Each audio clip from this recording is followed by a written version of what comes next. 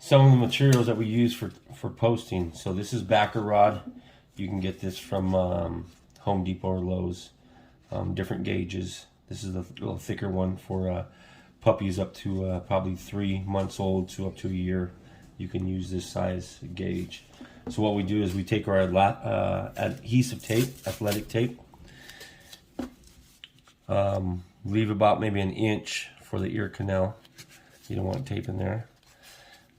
Again, everything's supposed to be comfortable for the dog. You don't want the dog to be scratching at the ears. You want to try to leave them on as long as possible. So anything that you can do to keep it more comfortable, more secure for the dog is better. So again, I started here wrapping it, and then I flipped it over so the adhesive tape is on the outside now. And I just go all the way up to the top, and I come all the way down to the bottom.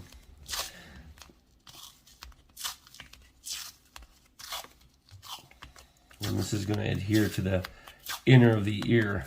Okay, you can also use Torbot glue to add a little on one side that touches the ear to adhere to the ear a little longer. But again, when removing these wraps, glue, adhesive tape, anything from the dog's ear. All right, so this is the Torbot bonding cement adhesive. So it's like white paste. You add that to the adhesive part, goes inside the ear, okay? And again, when using any of this adhesive on the ear, make sure you use the Unisolve adhesive remover. Take this, get a little piece of paper towel, put the ear in your hand like this with the paper towel, and just soak the ear with the wrap and everything on it. And the wrap, this type of wrap, glue, it will just basically almost like fall off. You don't want to damage the ears in any way. You don't want to damage the follicles. The follicles of your dog's ears will turn white like gray hairs.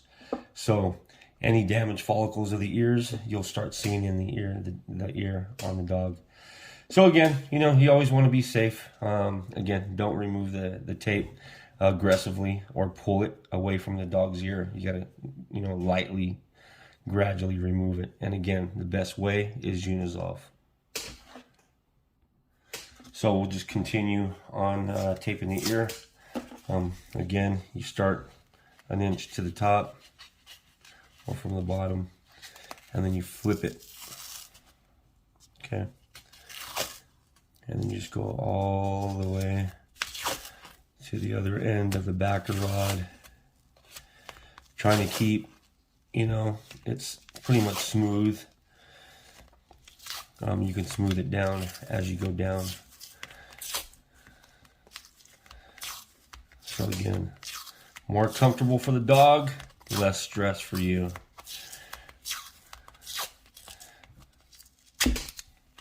Okay, so now I got pretty much 4 backer rod posts ready. Okay, so this is Whiskey. He has one ear straight up, one ear a little flopping. That's because when he was a puppy, our other little puppy was playing with it and kind of like damaged it in a little way, so it just flops a little. So we just got to work on that ear a little more. So again, Whiskey's pretty much used to putting posts in his ears. He's pretty good at that. He's going to be my little guinea pig. So when you do this, make sure the ears are clean and they're dry. No excess wax or buildup. We use a little foot powder, baby powder, to dry out the ear. Okay, so you can use some of that. I'm only gonna put the post in his ear, so make sure you pull his ear straight up. Have the post all the way down to the base of his ear, down here. Okay, and it just adheres, okay, to the ear like this. So there you go.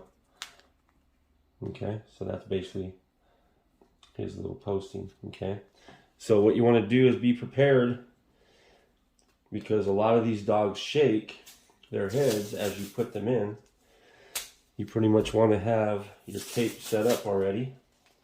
Again, Whiskey's pretty good. He's not going to run off. But other dogs will. So try to have an assistant with you to help you hold the dog. Again, pull up his ear. Base of the ear. Come on, baby. All the way to the top. Okay. Take a little strip of this tape. Okay.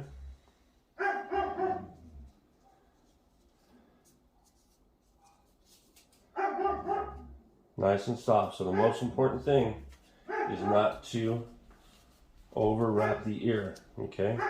Nice and easy. Okay. Not too tight. Then you can just squeeze the tape to the ear. Okay. So good job, Bubba. Good job. Okay. So you want to take another little longer piece. So again, he shakes. That's all right. Now, most important thing, this flap here. This flap, you never want to tape the ear this way. You always want to go along with that flap. Okay. So what I do is I normally take the tape, I tape it to the post. As you can see, it's wrapped around the ear this way. Okay. Wrap around the bottom.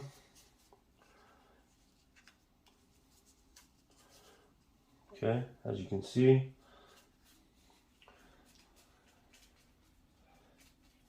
And you tighten it. Okay. And it's pretty much one post done. Okay. Good job, Bubs. Okay, so now he has two posts on. As you can see, his ears pretty much stand up straight. One ear will help out the ear. Come here, Whiskey. Come here. One ear will help out strengthen the other ear. So if you want one ear posted up and one ear is flopping down, use the other ear to help. Watch out, Piggy. Come on, Whiskey. Right here.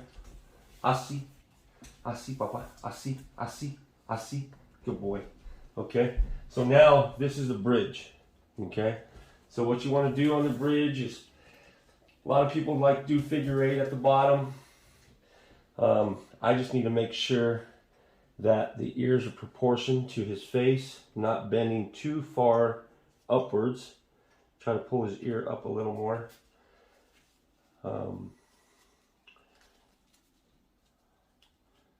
So just bridge it at the bottom as best you could, like this. So I adhere the tape to each other, and then I just flap it around. Okay. So again, you don't want the ears like going this way because it can pull the posts out from the ear.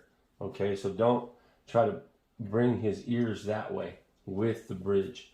You want them to be proportioned, straight up and down, nice and comfortable on the dog's face and his ears. So they're not, putting any stress on his ears. They're nice and comfortable. Okay. And that's pretty much it. And there you go. And again, when you're removing these in about 5 days, we normally do 5 days on, 2 days off to let them breathe, and then 5 days on. It depends on how long the dog's ears are standing or not standing, and that's how, long you have to post. Some ears take a little longer than others.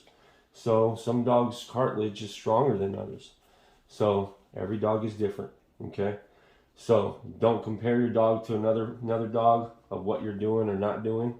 It's just the process, your dog will take it or not take it. Okay? All right, good job.